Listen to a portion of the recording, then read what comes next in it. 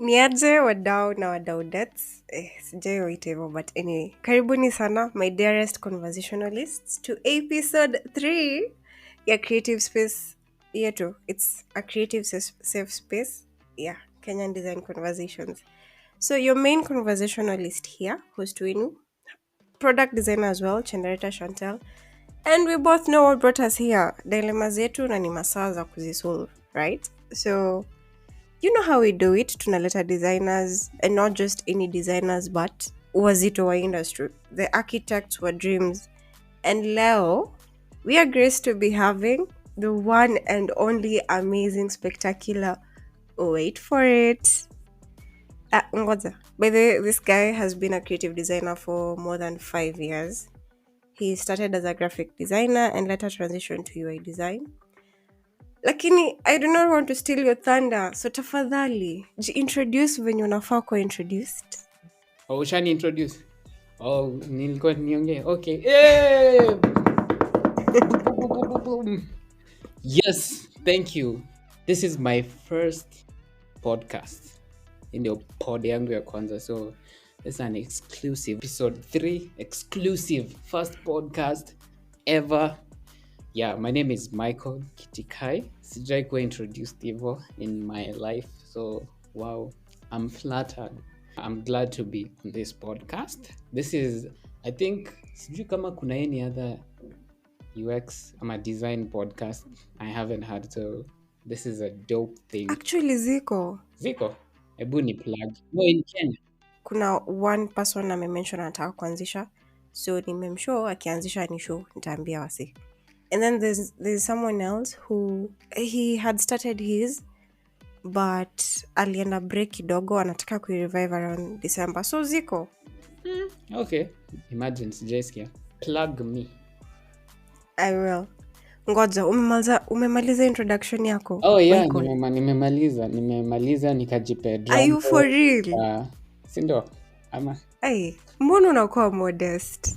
so wosha ni chest dhambia, so Akuna, tuambie about Nairobi.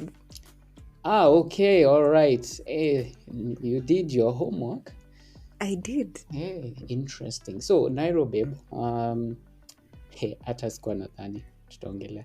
It's, as the name suggests, it's Nairobi Babe. Okay, so it's a brand for Nairobi babes. Okay, it's a I wouldn't call it a cloth line, but I'd say like it's a merchandise line. Okay, merchandise. Yeah, so sell caps, t-shirts, and hoodies. So Nairobi. Then for the dudes, for the guys, yeah, Mabuda, it's Naibos. Well, was Naibos. So yes, it's my brand. Nilianzisha slightly before COVID, 2019. So I've always thought of having a brand, so started it, yeah. But at the moment tumeiweka on a pause. Yeah. Oh, okay. Ndio maana hujaiongelea. Manze sijaiongelea. Kuna But I am excited for it. Ukiangusha tu. Okay, takushow. Kuna factors mob. I was bootstrapping it, so and running a business in Nairobi is not easy. It's not easy, so I had to pause it and then restructure, but we'll be back. So basi energy formally introduce. Yes, so I have that brand. I also I'm running a UI UX community this year. It's called UI UX Nairobi. So I was leading it, or I'm leading it this year. We just had our final meetup yesterday, by the way. Yay! In fact, which I managed to attend. You know what? Nilisahau. I was about to tell people that about this podcast. Niwaambie on this podcast, but anyway, so no problem. Yeah. So we had it. That was our final one yesterday for this year. So I was running it this year. Next year, someone else will be running it. And I have been a designer for how long? I think 8 years. Like you said, I started as a graphic designer, then nikafanya web design kidogo, and then hapo nikifanya web design is when I learned about UX design, and so now I transitioned to UX, and here I am on your podcast. I'm really happy that you're here. Mm. Though there's still one thing I really wanted you to mention, na hauja mention. The fact that tumekuwa the switchboard and happy hour and my favorite radio station. Come on. Damn, really dig in. I didn't know. Hiyo ndaiweka hadi sasa kwa bio. So yes, I was at nilikuwa najiplug tu pale when I was running Nairobi, so nilikuwa nafanya promo. It was an interview I did, and I talked about my brand. That was during COVID 2021. Yes, 2021. So nikafanya hiyo. It was my first time on TV. By the way, acha nikwambie fun fact. Are you ready? Fun fact. Yeah. I have never watched that interview. Sijai rewatch. Ha. Really? Yeah, I feel cringe. Naonanga tu like the first 2 seconds, I'm like, oh god. I guess that's where hata nilisahau. About the radio, I'm assuming unasema radio 254. Yes. Yes. So I also did the same. Hiyo switchboard ilikuwa 2020, ilikuwa 2021. So I was interviewing wanavokali. Kwa radio 254, they usually have this, I don't know if they have it now, where it's called amateur radio, where you can host your own radio. If you ever wanted to be on radio, unaweza try it out. So the idea, as the name suggests, amateur, is for anyone who is not a trained radio na maybe you'd want to give a shot on radio. So unajua ukienda radio interview unaitishangwa demo, so you could use that as a demo. It's not that I wanted to be on radio, but I wanted the experience. So it was not an interview, I just wanted the experience. In fact, I might do another one. Nilikuwa nataka to feel how radio presenters feel, because I always wanted to know or to be on radio, like just for the experience. So I tried it out. Yeah, that's how I was at the interview. And as I said, I reached out to a couple of artists, and fortunately wanavokali wakakubali, and they pulled up, and that is where we did that interview you saw. Wow. Well, for someone with a podcast, I can really say it must have been an exciting moment. It would have been for me. Yeah, it is. You can try it out, by the way. I think they have those sessions, bado. You can apply. You can book a spot. Let's talk about you and design, right? Are you more of a freelance person, ama employment, ama bado hujachagua unafanya both? I am not employed, so I work with clients. I like to refer to myself as a contractor, because that's what I do. I work with contract rather than freelancer, because freelancer kuna venye when sound someone who is readily available to do work, at a lower price. Plus there's the free aspect of it, freelancer. So I'd say I'm a contractor. Hivyo tu ndo sitajiita freelancer tena. No, you can call yourself a freelancer. See, Maya. Actually, by the way, I don't have any issue with freelance. I know you don't, but your points are very valid. Oh, okay.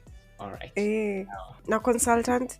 Consultancy is part of the contract. So if you reach out to me and you have an idea of an app or a website or a software or nini you want to design and you want my input, hapo sasa ndio consultancy inakuja na tuna consult. So it's consultancy is under contract. It's under that contract.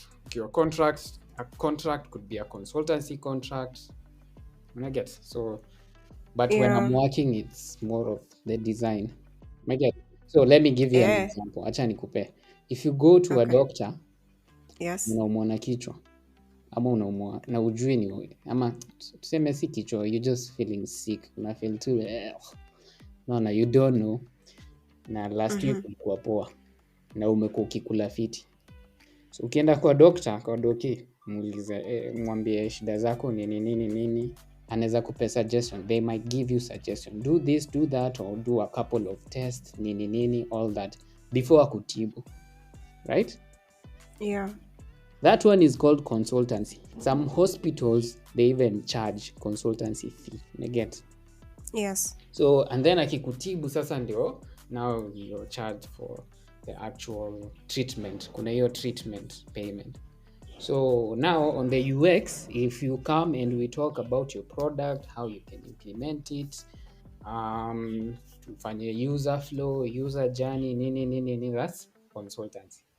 And then, but we'll talk about this, by the way, later. But then now the other one is now working when I'm designing. Now that you've cleared that up, because I thought like another name for a contractor is a consultant. Okay, so okay, let's talk about your first gig. Niambie tu hakuna mistakes ulimake ukweli on your first gig. How did you charge?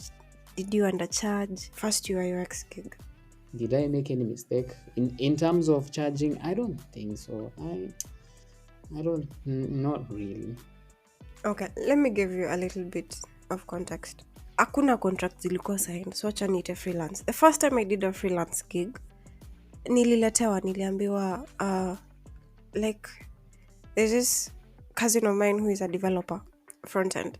Alinishow he needs a team and he already had a back end developer, so he needed a designer. And na ananijua.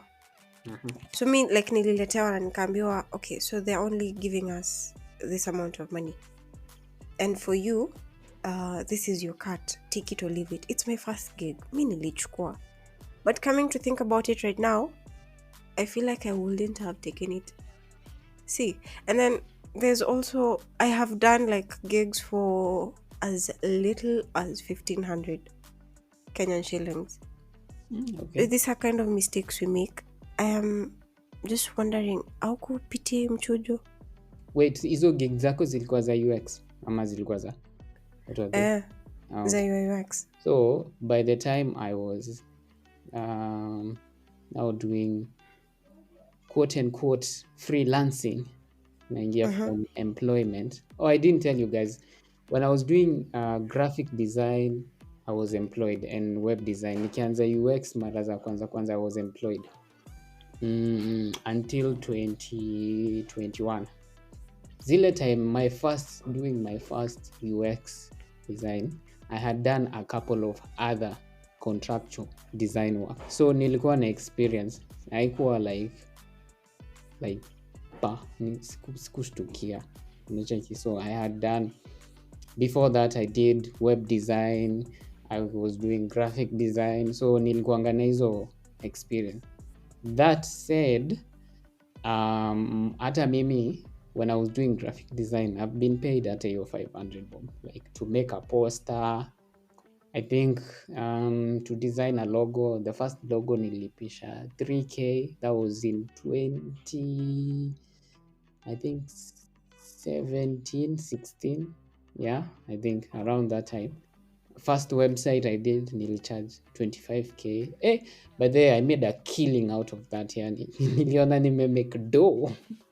So by the time nafanya sasa hii UX nimeichukua like full time self-employment, I already had experience, so I didn't start from scratch, like from zero knowledge. Meaning we might be thinking this wrong, because I feel like ume thrive juu ulikuwa unajua wacha unafanya by the time unaingia self-employment, so you had an idea of what you're going to do, how you're going to do it, and how you'll just decide to charge, right? Kuna sisi wenye tumeingia tuna hope step and jump at this point. Economy ni mbaya, hakuna jobs. Unaweza sema tutafute experience kwanza, ama in your opinion and your experience, what do you think? Right, so if you're starting out, unajua kwa unaanzia zero, you have zero experience. and the experience is what pays. Experience and skill. In fact, acha hata niseme skill ndio inalipa. Okay? It's what determines how much you'll be paid, all that. As a beginner, your first 3 gigs, or let's say 5 gigs, is a gauge your experience, okay, or your skill, to hone your skill. You also want to build relationship with customers or client. Hiyo ndo time unajua how long it takes you to design, how you persevere deadline ama pressure, like how do you deal with pressure.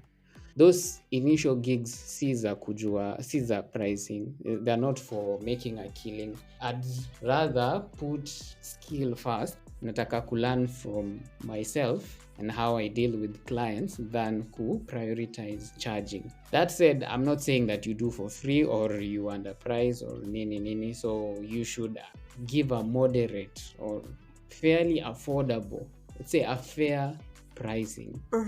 Okay. Yeah, unafaa ujiulize, is it fair? Kama ni mimi, would I pay someone with my skills this much? Or how would I pay them? So Okay, makes sense. In short, umesema we need to prioritize because we're looking at the wrong things. We're looking at money and not skills. Because if you say it like that, it makes sense. Because let me kind of remember my first 3 to 5 gigs. I have learned that I undermine projects because there's this project nili assess, nikaangalia, nikaandika quotation, and to me at that time ilikuwa poa until nimeingia so deep into it and I'm like, no, nilienda charge, this thing is quite big. So there's that, and then there's us also learning how to just basic work ethics, how to work with clients, how to like communicate, right?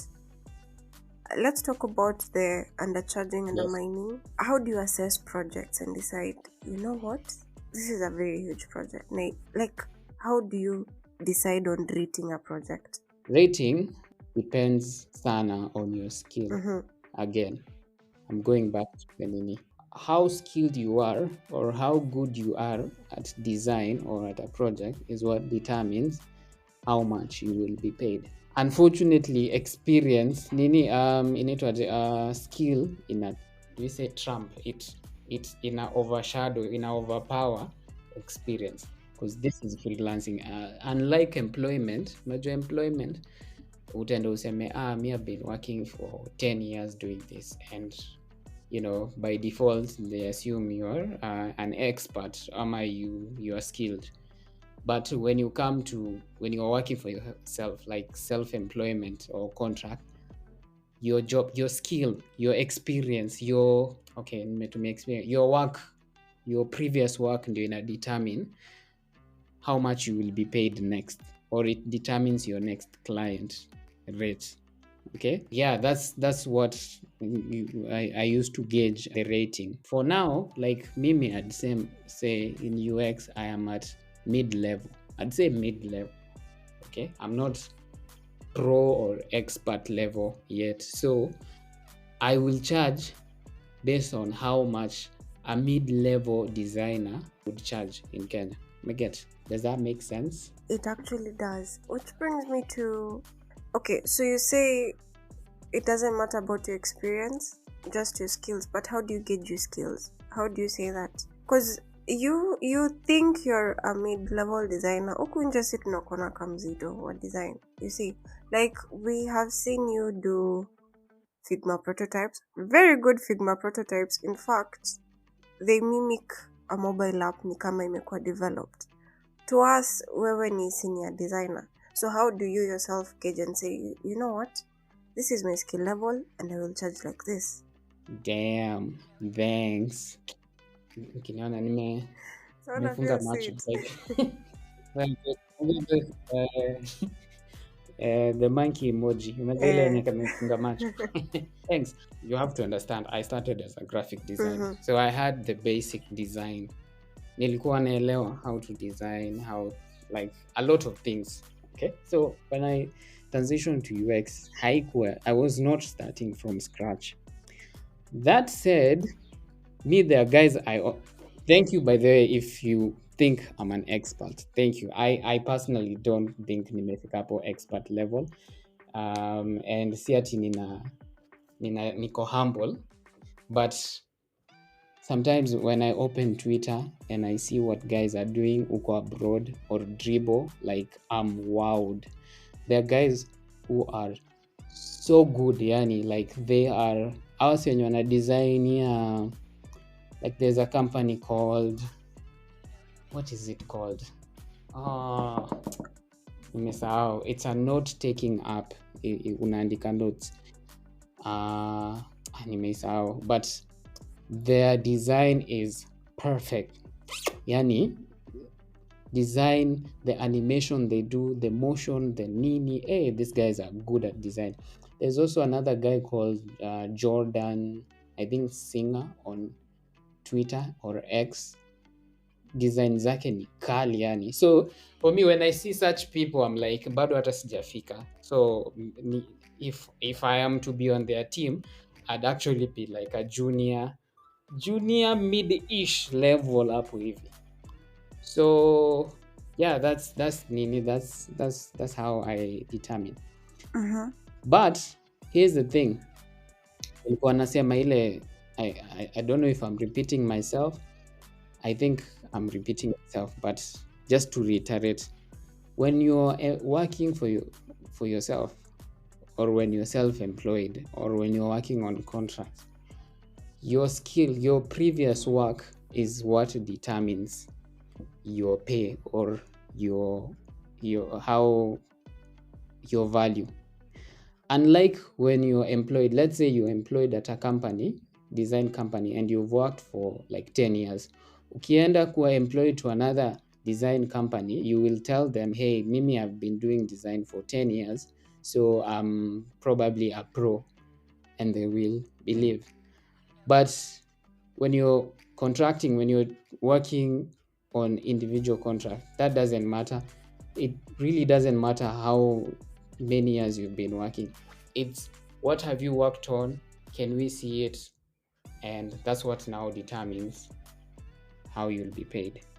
So to junior designers, kama wewe umeanza kudesign for the last, let's say 2 years, 2 or this is your first year, sahi uko junior, okay? So your pricing pia inafaa ikuwe, well, si kama ile ya senior, naona, not ile ya agency level, get. But also I don't discourage people. If wewe umejitambua, hey, go for it. Sindio?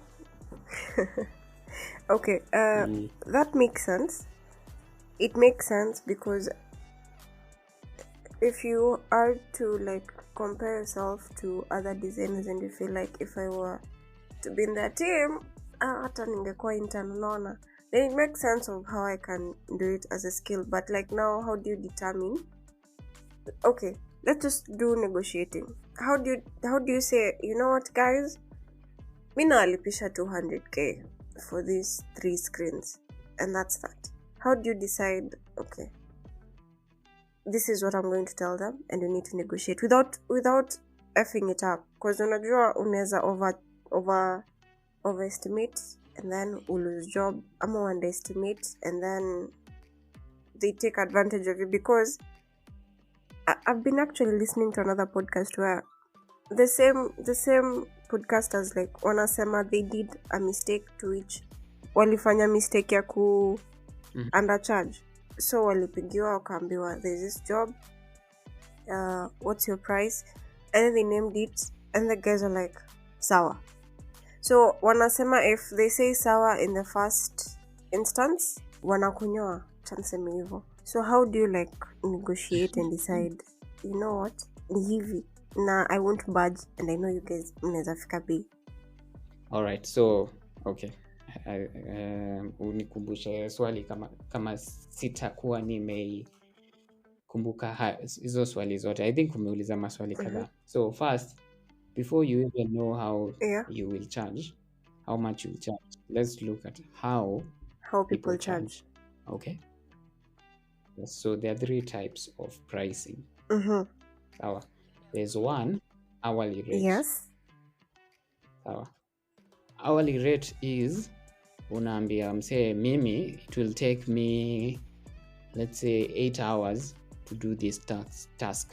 Sawa, to design this job, or it will take me 40 hours or 50 hours or 100 hours. Okay, so hizo hours zenye unasema nitakucharge every hour, nitakucharge let's say 1000 bob. Okay, so that's hourly charge. This type of charging ndio is common with employment. Most employees hukuwa charged hourly. That's why unaonanga ukiclock in alafu 8 am and then you clock out 5 pm, you'll be paid that day. Sindo? Yeah.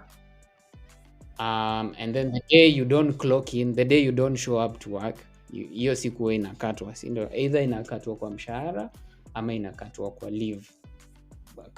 Kama you're not formally employed na hauna leave, so hiyo siku imeenda hivyo, umekatwa mshahara yako hiyo siku. Okay, so that's the hourly rate.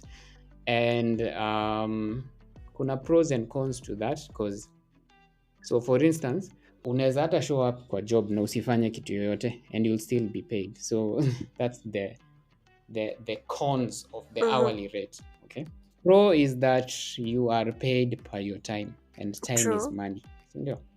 So yeah, your time is valuable and you're being paid for that, and there's that higher. Before you move on, your story hourly rate. Yes, I agree with the whole time is money thing, but let's face it, Michael, design let's say a UI element, tuseme a button, right? It can take you 2 minutes and it can take me 10 minutes. So what I'm trying to say is, wewe mwenye uko na more experience, tuseme hawa wase wana charge, they're paying people $50 per hour, right? And I will take 10 minutes on one UI element, in this case a button, while you take 2 minutes. So if we're just designing buttons, tuseme nafanya design system and we're just designing buttons, you and I both, sisi both of us tunalipa $50 per hour. In 1 hour, I will have designed 6 UI elements only, while you will have designed more than 20 UI elements.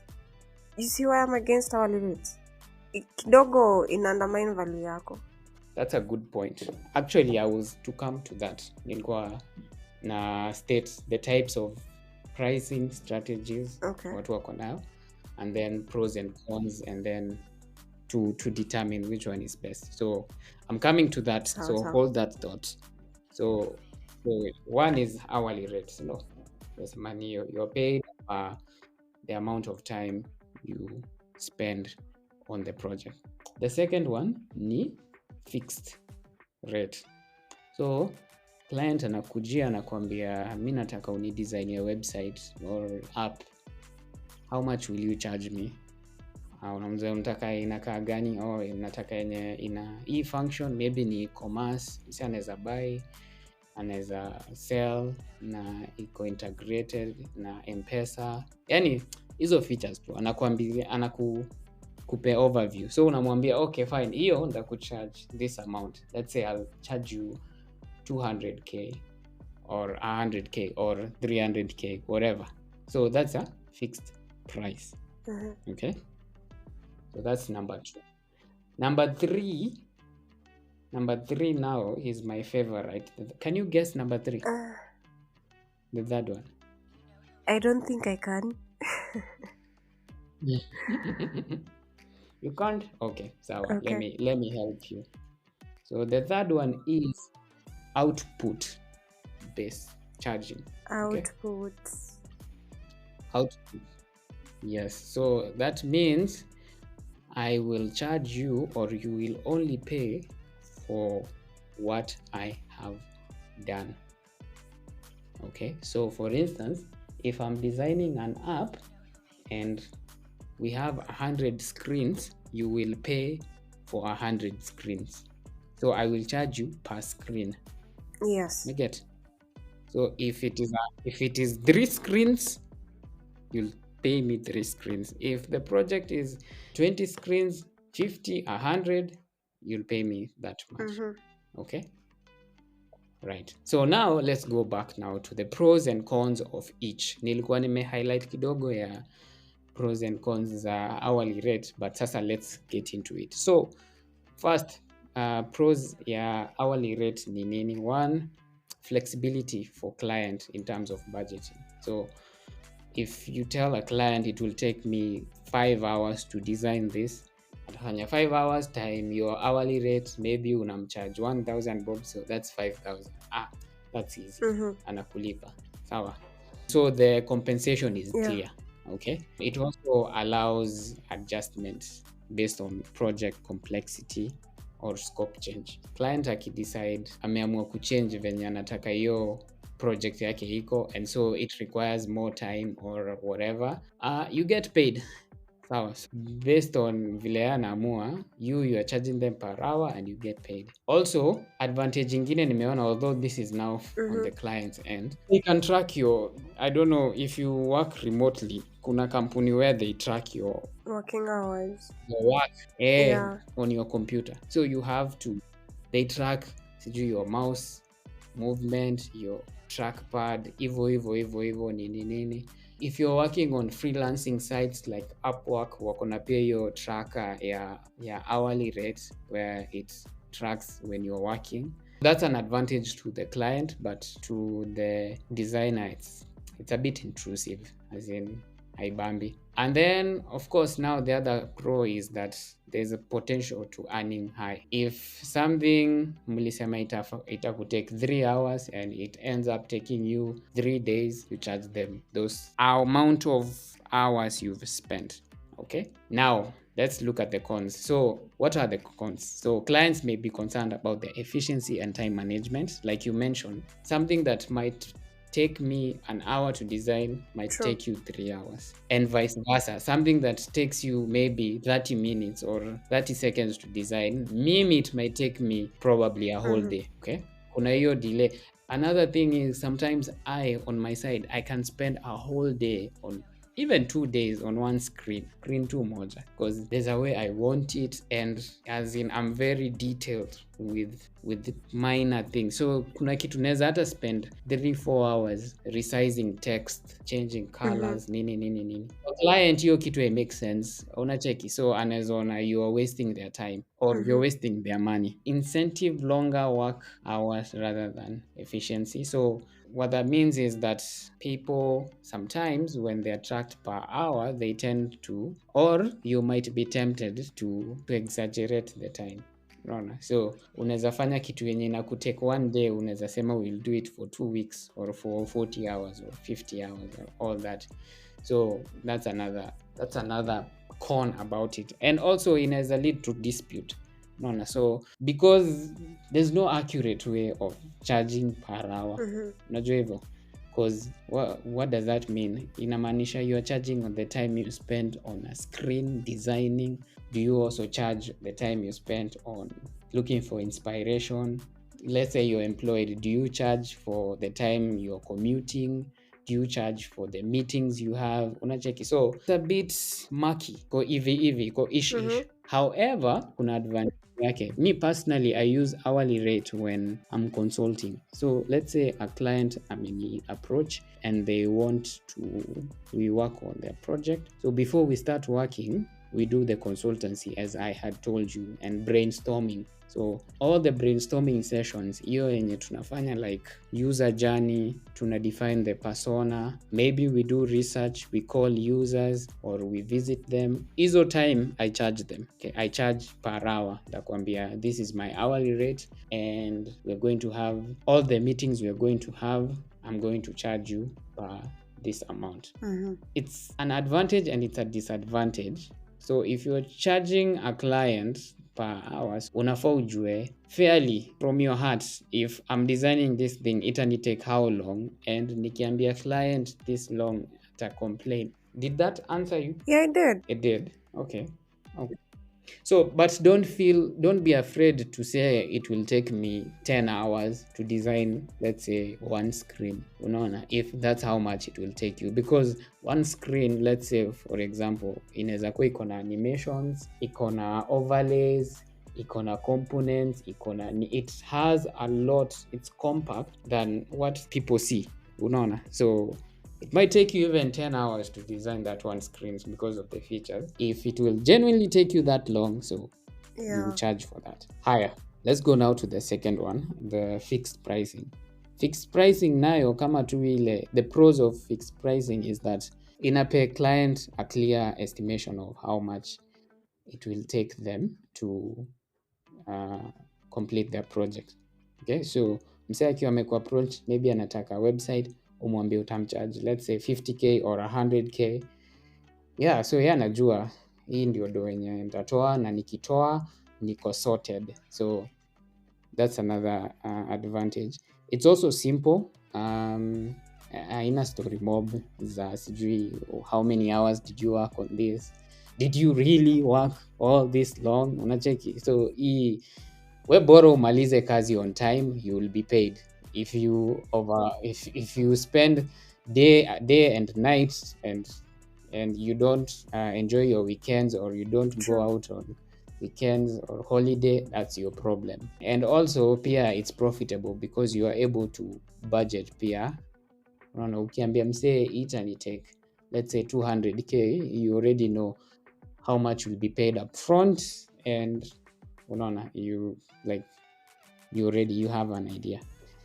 Higher. The cons, it is limited flexibility. So now disadvantage hiyo yenye nimesema, if you say you're going to charge, let's say this project, let's say it's an app, again it's an e-commerce, useme hii nitakucharge let's say 300k, and then, or let's say you say you'll do it for 50k, let's say 50k, ukute that project you're designing 100 screens, those 100 screens kuna motion design in them, nini. So unakuta you underestimated your pricing and you underestimated the project, and since you agreed with the client, so unaona, you're left with I wouldn't say nothing, but unaona uko on a loss. So that's the con to it. Another thing, sometimes you might feel rushed to complete the project because you want to do another project, unaona, so, and you've already determined how much you'll be paid. So yeah, that's now the cons. And then finally, output based. Wacha ni punge kopo la maji ni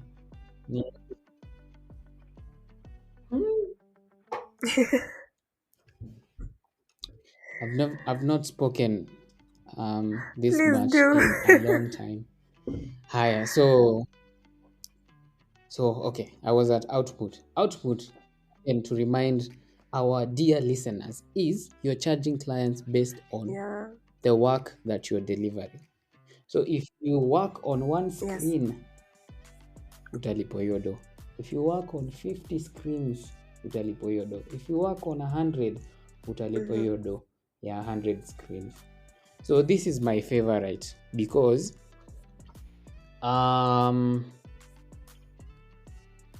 based on most clients who are shifty, okay, most especially first time founders, people who've never built an app or a website, especially apps, they tend to pivot or change their idea ikio katikati. They're like, so can you also add, let's say, can you add an e-commerce, and then you add like YouTube, alafu ikwe na TikTok hivi, unacheki.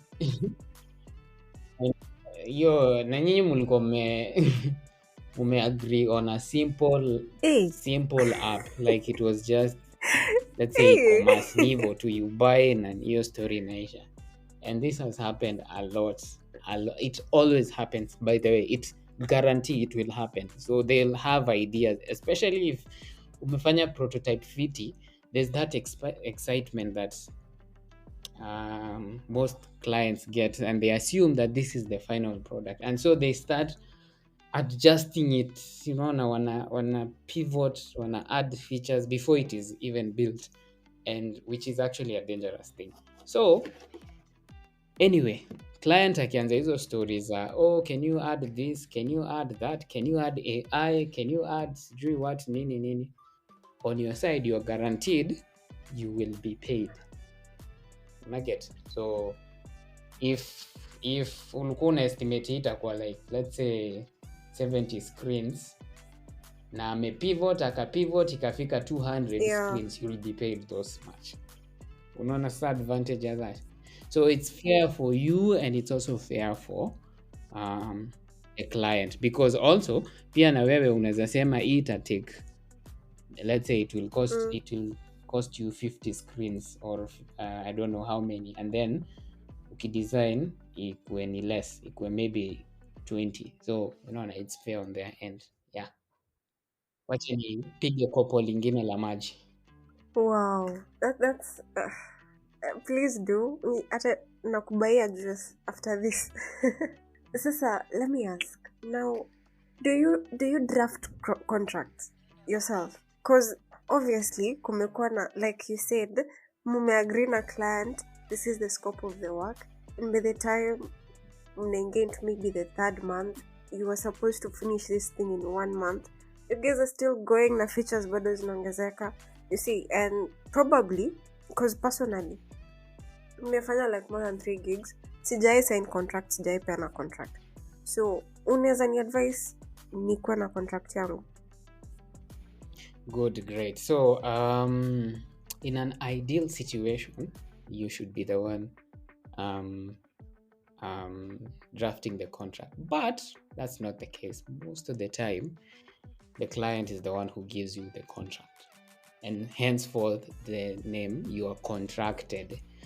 Unapewa contract, unaambiwa these are the contract, this is the terms and condition and nini. Hapo hivi hauna flexibility, and then most of the time contract huko in favor of the client, so inakuanga hivyo. That said, there are things you should always look out for in the contract. Kunafaa kuwe na timeline.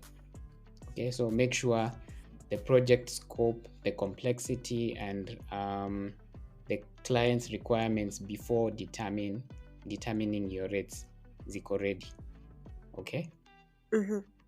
Yes, nimesema hiyo the contract inasema we are working on this is the project, this is the timeline, this is the deadline, this is the payment agreement. Either may agree on hourly or may agree on fixed or whatever, but I highly suggest charge on output. So we will charge you this many, or I'll charge you this amount per screen or per whatever.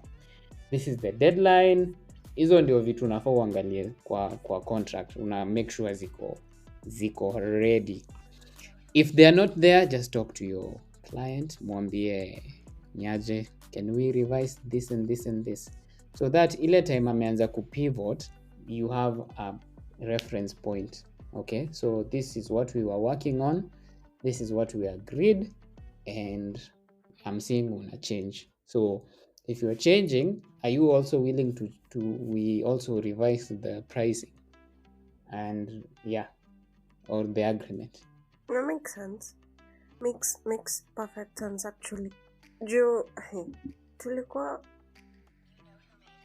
we saw someone and they were very convinced, but si tulikuwa tunaona kinyolewa, so tunamwambia umse anakucheza haski. I think nikajaa madi nika create contract yangu there and then, but sijaitumia ever since. Kunyolewa na mimi nazina anakuwa anafanywa mbaya, anachezwa. Okay, yeah. Okay. So we asked the audience, for our listeners, for some things, and before we get to their stories and questions, I'd like you to know that on a scale of 1 to 10, eh? Mm-hmm. One person feels 1 out of 10 confident, like feels 10% confident in negotiating. One person feels 20%. Okay. Like it's crazy out here to do negotiate. 3 people on a scale of 1 to 10. The question was on a scale of 1 to 10, how confident are you currently negotiating your freelance or salary rates? Mm-hmm. And 9.1% was at 1, like they're confident 1 out of 10. Mm-hmm. And then 9.1% again was at 2. Yeah. And then 1 person at 2. And then 2 people at 3. Mm-hmm. So the highest upper ni 4 and 5, which is 3 people each. But then at least 1 person is 7 out of 10. 70% confident. Mm. And then we also asked their current hourly freelance rates or annual salary. So someone said 300k. I'm going to take that as Kenyan shillings. But this one was like $75 per hour. I was impressed. And then mwingine pia kwa 1500 bob per hour. And then there was this $25. And then 360k. Mwingine hata yuko sure. You see what I'm getting at. Do you see the difference in these price rates? Yeah, I see. And it's not strange. It's not strange. It's not. It's common, not just in UX design or design, in everything. Most things, even other types of contracts or employment, I mean, most people vary in terms of Okay. situation. And then we even asked what percentage increase did they receive during their last pay rise or it increase 0 to 20%. Like increase 0 to 20%. We had 66.7%. Like 6 people, either they weren't increased a pay rise ama like rates zao haziku increase. Either that because it was 0 or it'll increase by a maximum of 20. And then 33.3% were at 20% to 40%. After that, hakuna mse mwingine ame increase anything else. Money, salary. Then how many times have you negotiated your salary or rates over the course of your career? This was very inconclusive. I'm trying to understand what results I'm seeing here. Anyway, on average, how many design gigs do you take per month as a freelancer? 3 people take only 1 gig, freelancers. And 20 gigs. 1 person takes 20 gigs per month. So I'm thinking these are full-blown freelancer. Manimita contractor, let me call them contract. But how is it possible to take 20 gigs in a month? Anyway. So what key dilemmas or struggles do you face when negotiating your worth as a designer, whether salary or freelance rates? And I told them to be as specific as possible. So one of them said, clients or employers may not always recognize the full value of the work. Yeah, how do you deal with this? How to determine your value? I will speak for guys who are self-employed because siko employed. Okay, let me start with when I was employed. Yes. When you're employed, unfortunately, you have an unfair advantage. Not unfair, you have a disadvantage. Okay. You might work on something and boss wako haoni the effort. Okay. Probably you're expected to do that, and therefore you're just doing what you've been paid to do. And I've also been there. So what you can do, although it can or cannot work, but you need to track your progress. So if you do something, ukifanya milestone, let's say this month we were able to ship or to launch or to put out there a new feature, and I'm the one who designed it, you write it. Next month we improved this page, you write it. And hence, if we improved this page or this feature, ili increase conversion ama ilituletea customer ama ilikuwa na impact fulani, you write it. So you write your milestones. Okay, there's a day I worked even overtime, like I worked at the maybe 11 a.m. on this project. Okay, Mm-hmm. it was successful, so hiyo pia unaandika. Now the day you should also request for a performance review. Okay, if you request for a performance review, you have now your facts ready, you have everything. Hey, on this day we did this and this, and or I added this feature, or I suggested this feature, or I designed this feature, and as a result, this is the input, this is the result, this is tulipata this many customers, or we sold this much, or we got this many users, or whatever impact, or I worked on this and this and this. So sometimes pia employers, unajua kuna employers there, I understand they probably are managing a team of 10, 20, 50 people. So your work might not be that loud unless you show them this is what we did, this is what we did, this is you take them through the progress of what you did. So that is on the employment. But yeah, key takeaway, always write your progress. If you added something, you added value, note it down. Ile time ya performance review, you will show it or you will say it. So that's employment. When it comes to self-employment or nini, the advantage is that he is determined before you even start working. So Mm-hmm. if the client undervalues you, you're like, hey, check out my portfolio. My portfolio speaks for itself. I've worked on a similar project like this one, and this is how much I charged. And this is how I do it. This is how I charge, and why I charge this, based on maybe utasema hourly rate, utasema maybe you reach out to other designers. I don't know. You will just tell them what you will tell them. And so hiyo ndio advantage ya kuwa self-employed, is that already value yako unaidetermine we mwenyewe, you don't have to like fight for it. Okay. But what happens when they've already like paid you, you're doing it, maybe umeamua 50-50, right? 50 start, 50 and umefanya, and then inafika tu ako like, no, I don't like what I'm seeing. But Makyu, before tamfike hapo, you guys were mulikuwa in constant communication, alikuwa nakubali okay, umefika hapo, okay, go on hivyo. How do you deal with that? Ama ijaku hapenia bado, even if it has yeah, arakata kulipa ama yeah, kituka like I feel like most of the time inaelekeanga point yenye wanajua they need to start paying, and then wanaanza tu kusikia mauchungu. Nimekuwa hapo, hata si nimekuwa hapo, I'm always there. Almost, not all, but almost every client, ikifika saa ya kulipa, they're a bit hesitant, they're so here's the thing, to safeguard yourself from that, because you're going to face it. Hiyo ni guarantee. It's a guarantee hesitation on payment, especially in Kenya. Number one, always insist on being paid first deposit.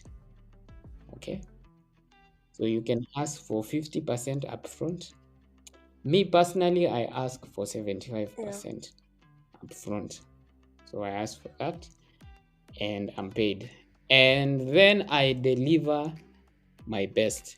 I give it my best of my ability. And so hiyo inani safeguard to, if they are saying, oh, I don't like this, or nini, you already paid. Okay, on the other side is on the contract pia kunafaa kukuwe na a section or a clause on your rating or on your pricing where you'll charge for review. So akisema haipendi and it's exactly what they wanted, if they want a review, you tell them, okay, we've come this far, and if we go back or if we start going this other direction, it's going to take me time, or it's going to take a lot of my effort. So I'll charge you this much for the review. Okay, and this is the nini. So watakulipa hiyo. If the client is not happy at all and you've given your best, honestly, there isn't much you can do. So, but just make sure you are paid fast. You are paid fast. So you can decide to refund them or you can decide to move on, but give your best. And if you're paid fast, utakuwa on the safe side. Okay, that makes sense. Though, just to point out on you saying that unalipa 75%, one of my mentors, a very good friend, aliwahi tuambia you need to like you charge double of what you would normally do in a case of 50-50, right? So that wakikulipa hiyo 50% ya kwanza washakulipa wewe uko sawa, so hata wakiamua kuenda we ni sawa, umelipwa.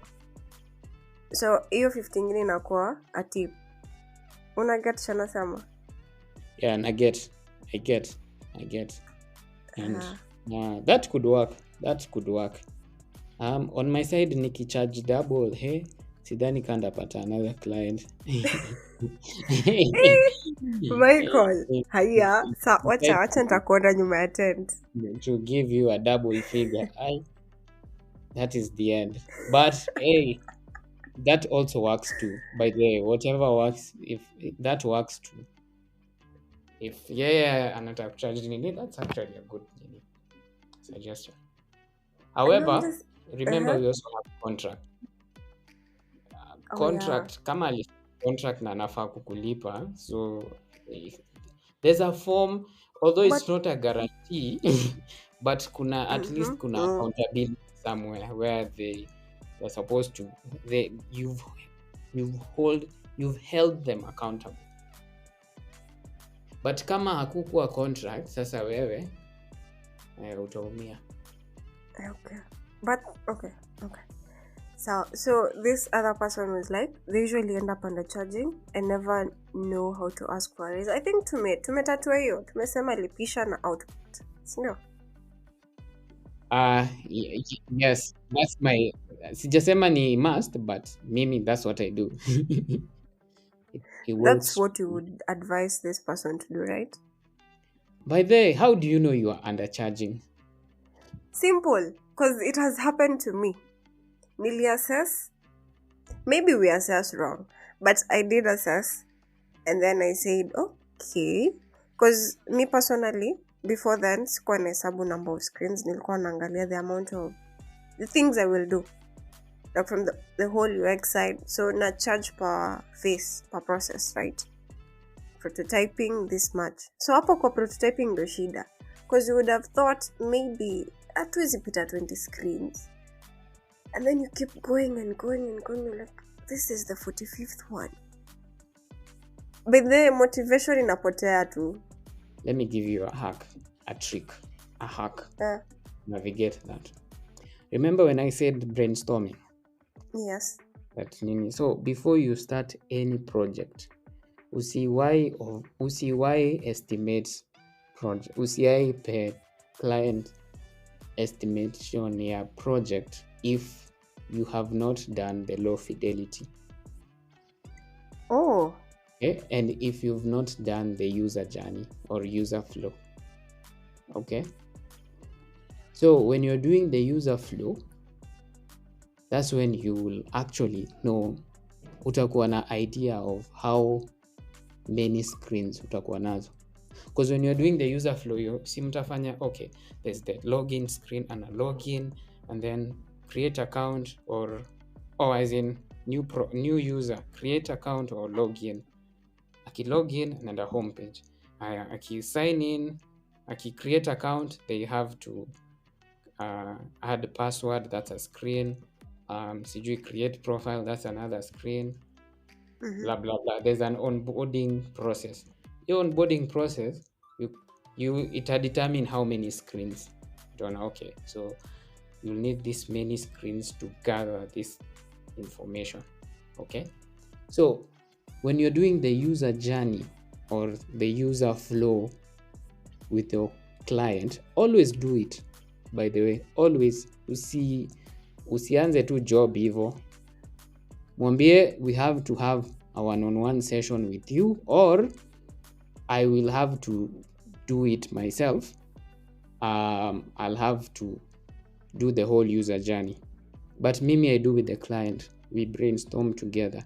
So when we do the user journey, I'm able to know how many screens, because if tutajua homepage itakuwa linked to login page, ama itakuwa linked to, I don't know, let's say it's an e-commerce page, itakuwa linked to product page, itakuwa linked to this other page. So already from the user journey I can tell how many screens, ninaweza estimate almost accurate.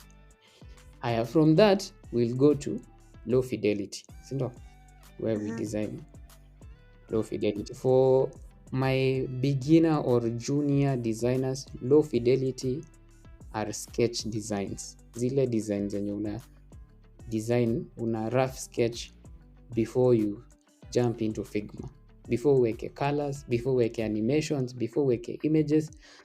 Kuna zile sketch unachoranga like boxes, like this is the image, unaweka a box with an X, this will be the button, this will be the text, this will be the input page, the password, sijui nini.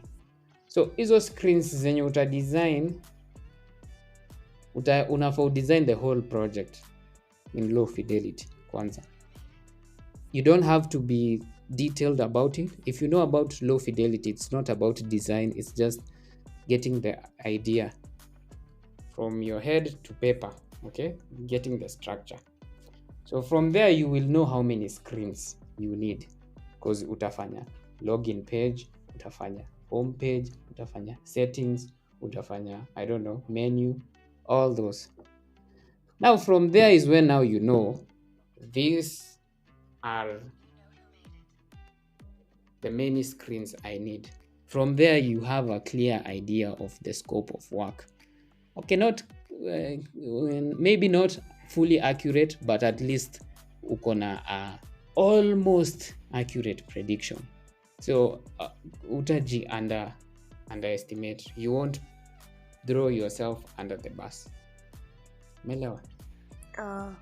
And then another thing, those brainstorming calls, that's where you charge your hourly rate.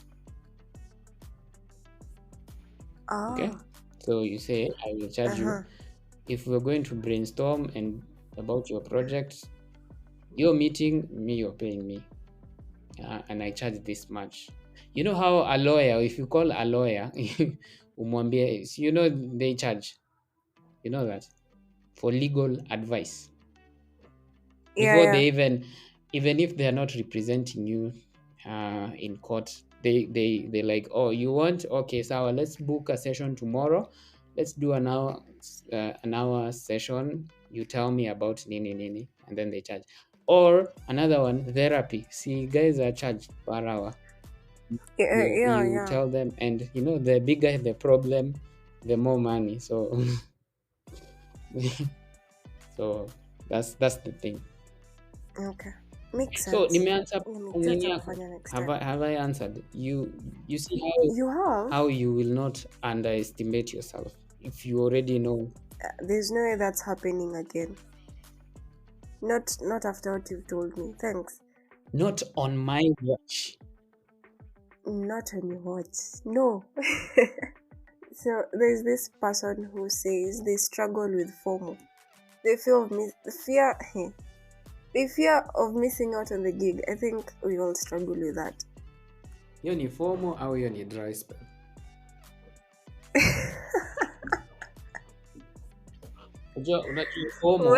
FOMO is, let's say we were supposed to go to an event. You have the ability and you have the capability to go, and you have the resources, but something happens and you don't go, so you're missing out. Yeah, like an event or nini. Dryspell is when Yes. hauna plan, hauna form, haujaitiwa, hauna una get. So when it comes Yeah. to job, FOMO ni ile maybe you're engaged on another project, or you're with another client, and then there's another client with a better project or adopt. So when I feel like, I wish I did that one. So that's, you're missing out on that one. The other one is dry spell, hauna clients, hauna Hauna clients. hauna job. Hapo ndo niko by the way. Yeah. Dry spell. But but I think FOMO yake, I don't know, venye Dry spell na kuna El Nino. Anyway. yeah, the irony, right? kuna FOMO ya, I think kuna FOMO ya, I quoted this much and now they've ghosted me. They've ghosted you. Unaget? Yes. Like we were still negotiating. I was still like, bado nilikuwa na msuka ainge box, and then akadisappear. Kata hiyo box yako haiwezi. Nafilisha Imekata. mablue ticks. Yes, I think mi ningeinterpret hivyo. And someone says they struggle with type of work. I'm sorry they were not as specific ataendelea. And then not sure about the current fair rate, especially for consulting. In my opinion, hii umejibu. Umesema we should like check on our skills. You've talked in length about that in depth. I have something else to And add. then So if you want to know how much you should charge for your gig or whatever, or I'll use the hourly rate as an example. Okay. So okay. unafaa ujiulize, how much do I want to be paid? If I was being paid salo, how much would I be? Ningependa nilipwe salary ya how much on this? For example, let's say I say I want to be paid 100k. Okay, just an example. At the end of the month, sindo? So 100k, Yeah. we want to know 100k divided by 4 weeks. Inakuja how much? 25k, sindo, per week. Okay, so 25 divided by 5 days you'll be working. Inakuja how much? 5k per day. Yeah. Right? 5k divided Yes. by 8 hours. There are 8 hours you'll be working. Inakuja around 600 and kitu bob per hour. Sindo? Yes. So with that, we have like an hourly rate, yeah, how much we can charge per hour. Sindo? Yeah. So add tax, because let's say your what? You live in Kenya. Everywhere there's tax. So una add tax. Kuna kuanga 5% withholding. You add that tax. Kuna ile tax ya annual yenye unafaa. Anyway, I don't know. You just do your taxes. If you know how to do your taxes, just add tax, add miscellaneous, add sijui nini. So with ile 600 tuseme umeadd kila kitu, inakuwa to 800. Okay? So now 800 is your hourly rate. Now you're on the low end, and I'm just giving an example. I'm not saying that's how much you should charge. Probably less to most people, or it's probably more to some people. I'm just using an average. So does that answer you? Is that a good technique? It is. Yeah. You've just given us a formula to charge.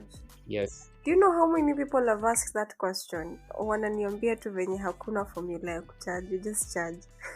So the thing is, unfortunately in Kenya, I don't know if it's in Kenya or it's in Africa or whatever, people get information about payment. Like it is so, mtu hata neza, yani, hey, I don't know, someone can give you the M-Pesa pin, they'd rather give you the wildest secret than tell you how they charge or how much they paid or whatever. And I think we should put an end to that. obviously people don't just cook up numbers. There's a way they come up with numbers, even if it's not fairly justifiable, but there's a way they arrive to that number. So Yeah. yeah, so there has to be. Someone says no market rate versus they struggle with knowing the market rate versus acceptable international rates because some people are willing to do jobs for much lower prices, and also convincing clients on the value of their work. I think hii pia tumeongelea, right? Yeah, Someone says wanaogopa wakienda chini msee mwingine atapata hiyo kazi ama wataluzi hiyo kazi, na imeni hapenia by the way. And then validating quoted price, thinking maybe I'll overcharge. And then someone else is saying they're new to this field, so they find it hard to actually know how to price their designs. I think we've talked about that too. Someone else said when taking on freelance projects, they try to figure out how complicated they are and how much time they'll take. Problem is, even after they analyze everything, they often end up charging too little and realize it only after agreeing the job. For example, in UI design gigs like for mobile apps, hayuko sure to charge aje per screen. If so, how many for each screen? This is tricky because there's work like user research and sketching before getting to the actual design. So tunaweza funga na ukituambia, because you have told us how to go around that. You didn't actually touch on, okay, so what do you do at the user research side? in terms of charging, What I've gotten so far is that we need to, like, tunafaa tufanye user flow, user journey map, nona, and then we at least will get a right estimate of the number of screens and we'll know how to charge. But then there's the part here, you just going out in the field and doing user research, talking to users, gathering points, and then coming back to brainstorm, understand the user. It takes time too. right? So what happens is, like I said, you're going to charge for that too. If you're going to the field, obviously now you're using your own resources, unless the client is using, and you're also using your time. So kuna hiyo fare. If you're driving, there's fuel to where you're going, so you've already spent that amount. You've spent your time. You might lunch pia maybe. If it's far from where you live, accommodation,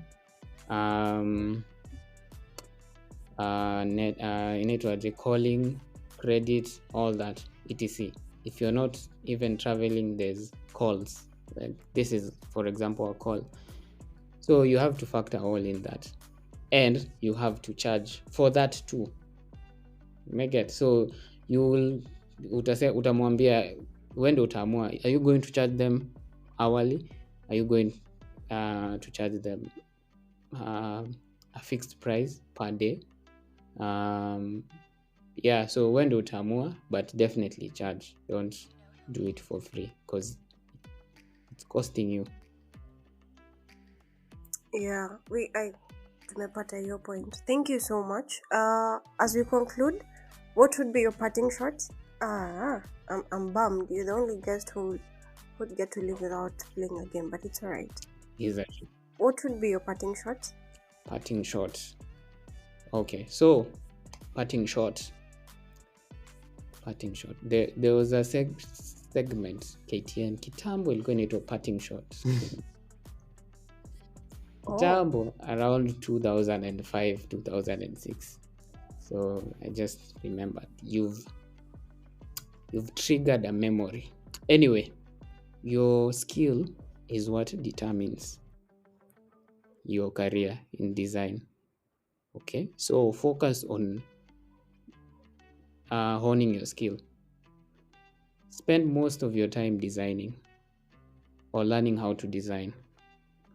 And actually that's what determines. Sometimes even kuna clients unapata when you washa set rate card na amekwambia do watakulipa na ni do mob, you're like, what? Yeah, we're going to pay you this much because we've seen your work and wow, we're amazed. And you're like, wow, no, you wouldn't even have charged them. Even if you overpriced, maybe you wouldn't have even charged them because of your skill. So your skill really is important. So focus on that. Number 2, put your work out there.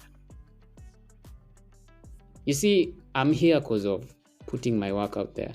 That's how you got to reach me, to know me, because of my work.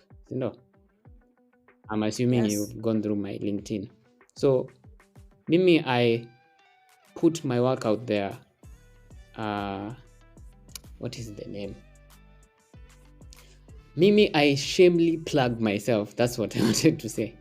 Okay, I like naiekanga hapo na kifua yani. Like I am there. I put it with a lot of audacity. Okay, so put your work out there. Whichever work, just put in the best work. Okay, design hivi, put it there. Of course, some client work might be restricted, limited due to NDAs. So definitely consult your clients. But if not, kama iko under restrictions, make up your own projects and put it out there. Like most of the work you see on LinkedIn are my own personal work. Zenye nimefanya tu fun projects too. Like I've decided, let me redesign this, let me redesign that. And by the way, that's how I get clients. I get most clients from, they see my work and they reach out to me and we work. So usifeel usiogope, put yourself out there. Shamelessly put yourself out there. That is all.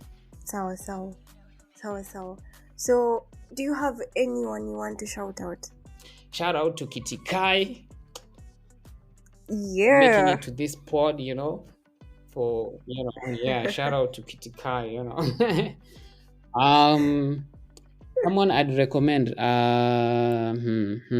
in terms of design, I don't know, man. There's Hakim, who we did the session jana with. Definitely someone you can look up, you can check out. He's really good in design. There's also Maggie K. She's doing low code design. I don't know if you guys have talked about that, or if you've not and you're thinking of doing that, talk to her. Who else? Okay. Yeah, check them out. Are these people you're recommending or shout outing? I'm a both. I think both.